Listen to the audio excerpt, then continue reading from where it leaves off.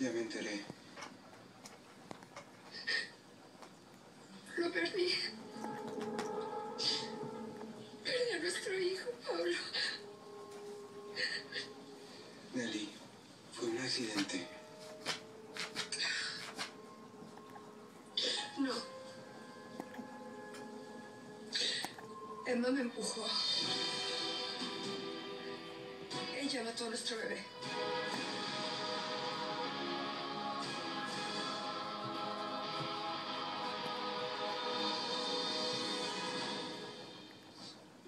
¿Hubo más noticias después de lo que pasó en la clínica?